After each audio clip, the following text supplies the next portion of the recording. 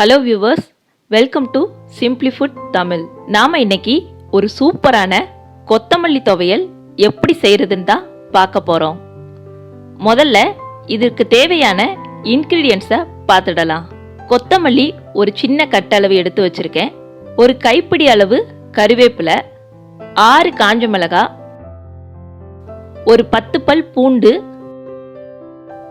2 inch அளவு இஞ்சி, ஒரு சின்ன நெல்லிக்காய் அளவு புளி, தாளிக்க தேவையான கடுகு, உளுந்து. இந்த அளவு 4 பேர் வரைக்கும் தாராளமா சாப்பிடலாம். இது எங்க அம்மாவோட ரெசிபி. இதை எப்படி செய்யறாங்கன்னு இப்ப பார்த்துடலாம். இப்போ அடுப்புல ஒரு கடாயை வச்சு 3 டேபிள் ஸ்பூன் அளவு எண்ணெய் விட்டுக்கலாம். எண்ணெய் காஞ்ச உடனே நம்ம எடுத்து வச்சிருக்க கடுகு, உளுந்து சேர்த்து பொரிய விடுவோம்.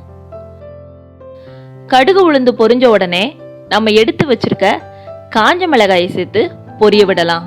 உடனே நம்ம எடுத்து வச்சிருக்க இஞ்சி, பூண்டை சேர்த்து நல்லா வதக்கி விடுவோம். இப்போ நம்ம எடுத்து வச்சிருக்க கருவேப்பிலையை சேர்த்து லைட்டா வதக்கி விட்டு நம்ம எடுத்து வச்சிருக்க கொத்தமல்லியை சேர்த்துக்கலாம். இதை ஒரு 30 செகண்ட் மீடியம் ஃப்ளேம்ல வச்சு வதக்கி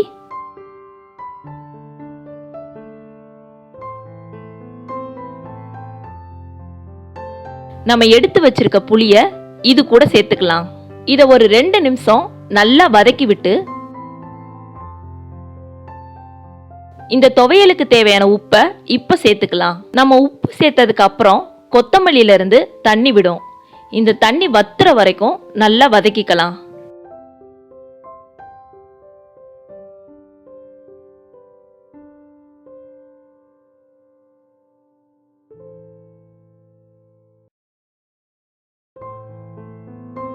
இந்த ஸ்டேஜ்ல அடுப்பை ஆஃப் பண்ணிட்டு நல்லா ஆற விடுவோம்.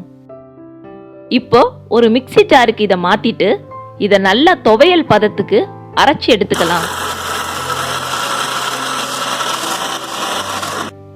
இப்போ 1/4 கிளாஸ் அளவு தண்ணி விட்டு இதை நைஸா அரைச்சி எடுத்துப்போம்.